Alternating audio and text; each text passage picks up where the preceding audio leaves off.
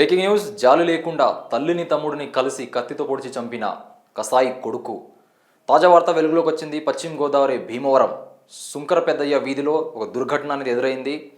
మాకు అన్నం పెట్టట్లేదు, నన్ను సరిగ్గా చూసుకోవట్లేదు, నా మనసులో ఉన్న మాట వాళ్ళకి తెలిసిపోతుంది, నేను ఏం మాట్లాడినా వాళ్ళు ముందుగానే పసిగడుతున్నారు, వీడియోలు పక్కన ఏం మాట్లాడినా వాళ్ళు ముందుగానే పసిగట్టి చెప్పేస్తున్నారు, వాళ్ళ శరీరంలో దయ్యం ఉంది. దూరంగా కిరాతంగా జాలి లేకుండా కత్తులతో పొడిచి కన్న తల్లిని తోబొట్టిన తమ్ముడిని కిరాతంగా చంపి నిర్భయంగా వీధిలోకి వచ్చి నేనే చంపాను, వాళ్ళ శరీరంలో దయ్యం ఉంది, గత కొన్ని రోజుల నుంచి వాళ్ళు నన్ను సరిగ్గా చూసుకోవట్లేదు, నేను చెప్పిన మాట వినట్లేదు, పక్క వీధిలో పక్క వాళ్ళు ఏమైనా మాట్లాడుకున్నా వాళ్ళకు ముందుగానే తెలిసిపోతుంది, వాళ్ళ శరీరంలో దయ్యం ఉందనే విషయాన్ని గమనించిన తర్వాతనే నేను వాళ్ళని చంపానని ప్రతిపాదించాడు.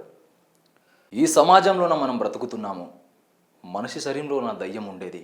కొంచెం కూడా ఆలోచించకుండా తోబోటిన తమ్ముడిని 9 మాసాలు కడుపులో కని పెంచి పోషించిన తల్లిని కొంచెం కూడా జాలి కనికరం లేకుండా క్రూరంగా మూర్ఖంగా ఆలోచించి కన్న కొడుకు ఈరోజు ప్రాణం తీసుకున్నాడు.